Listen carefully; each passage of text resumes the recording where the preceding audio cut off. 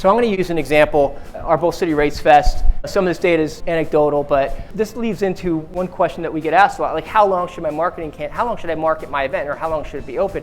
And if you're a half marathon a couple years ago, we were doing 6-month schedules because the registrations were typically low earlier and people got excited 6 months out. But there's so much competition now in our markets for sure, but in every market. I mean, your growth isn't because all the events that you were working with all of a sudden grew like crazy. It's because there's so many events. Rock and roll comes to town and everyone freaks out. I'm just gonna move my event out of town because the local government supports these big companies that come from out of town, and all the local race directors get upset.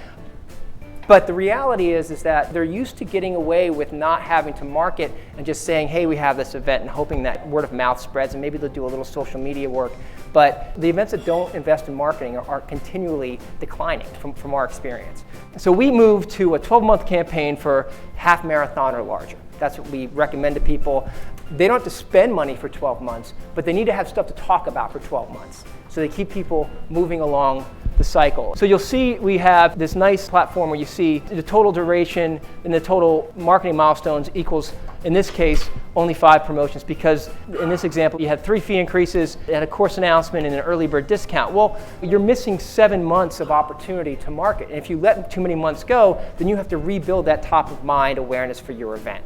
So a better solution would be adding some more promo codes throughout the year, leading up to your first actual fee increase, and you have to justify them. They can be group oriented or publicly oriented, but again, this is just an example, but you can see how now you've got something to talk about, and at this point most of it is financial other than the medal and the bib and the course map. So it's nice to add some other stuff that's a little bit more fun, and you kind of pepper that in. So you've got, when the race is over from last year, you've got an incentive to sign up right away, whether that's a loyalty program or it's open to the public. But then you've got like an announcement, goodwill announcement about your charitable partners. This could also be a great time to announce economic impact numbers. Competitor group is great at coming in and saying we had a $75 million economic impact in town with some really inflated calculations. However, we looked at it, what's the economic impact of a locally produced event? Because you have a full year of spending that goes on in that community. And we were really proud to find that in a 6,000 person event, we've had about a $2 million economic impact in the city of Durham for this event, which they were thrilled about. We were just asking for permission to close the roads. We weren't asking for $150,000 a year in services. So they were really happy with that. And that kind of economic impact surveys, we share those with our clients as well. And they're really getting a lot of mileage out of them because it helps them establish themselves, because more and more cities are saying, okay, we can't have any more events.